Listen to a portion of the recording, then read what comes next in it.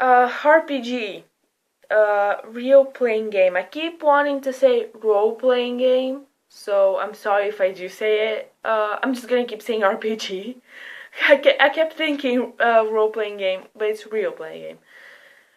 This movie was freaking awesome. I mean, Jesus Christ, I wasn't expecting it to be good, honestly. I saw the trailer and it looked alright. I was more interested in the concept, I guess. It's set in the future, near future, where scientists have discovered a method of. They basically have discovered a method to transport our memories from our brain into younger bodies. That way, it's our memories and experiences in the younger body, and we can live forever, essentially. But the process doesn't last forever. It lasts only a few hours. They haven't figured out a way to really extend it yet, and also the new brain has to die. So in this society, there's a I guess company that appeals to very rich and powerful people that want to live forever. So it's basically these millionaires, and there's someone from the royal family, and there's an African president, and there's like a Russian spy. They all go in and they pay an absurd amount of money. I think it's like 3 billion to spend 10 hours into this game. It's 10 people in 10 hours, and for the experiment to be complete, one person has to die each hour. What they get out of this is that they get to enjoy being young again. They get to enjoy have sex, and they get to enjoy being violent because they are not themselves. Everybody chooses a different body. And even though if you're a woman, you can choose a man's body. It doesn't even matter the gender. So these people can pretend to be someone else, and they can be violent. They can kill if they want. They can have sex if they want. They can do whatever they want without really being exposed. Um, and then there's the whole game of finding out who's who, so you can kill them. The rules of the game are one person must die each hour. If they decide not to kill themselves, the game will kill someone randomly.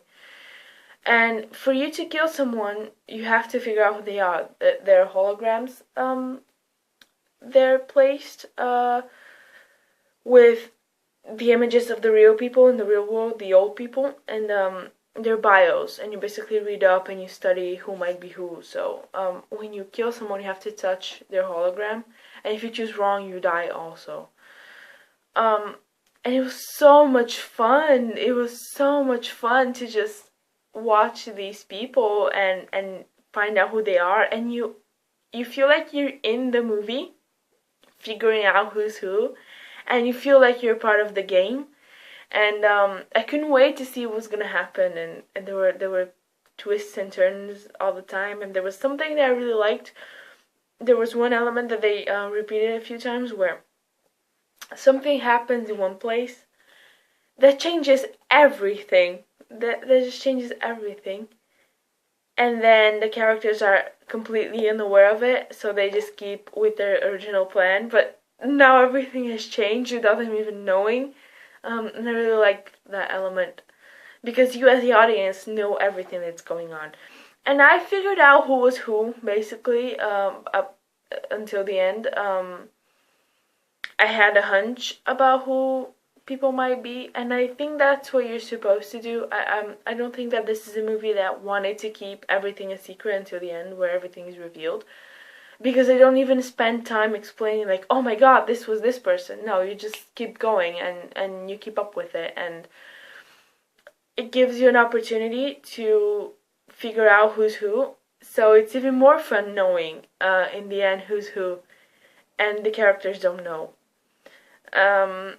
So that made it even more fun, honestly. And the dialogue was alright. It was nothing special. It's what it needed to be. in a situation like this. They wake up in Portugal in 2013. They wake up in some ruins that the game master chose. Even though he tried to pretend that it was all random or whatever. They wake up there in like these abandoned buildings, and they're all from different countries, but they all speak English. So it was interesting to see all the different accents and where everybody's from, and it was really nice to just experience something, I guess, multicultural, whatever, and I liked it. And the acting was alright. The blonde girl, I guess, wasn't that good. The blonde girl that, I guess it's a spoiler. Just there's one blonde girl. She wasn't that good. I really liked the main guy.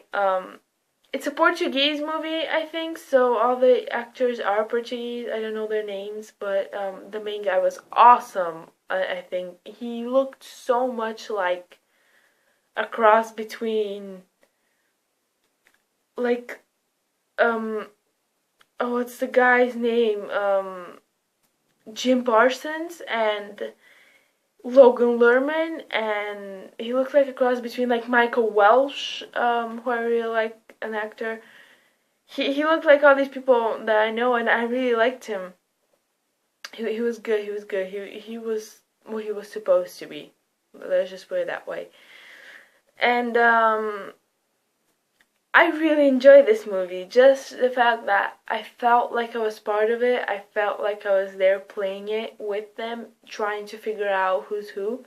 Even though, they sort of, and I get why they did that, but they sort of went over the main people really quickly. The 10 people, the holograms.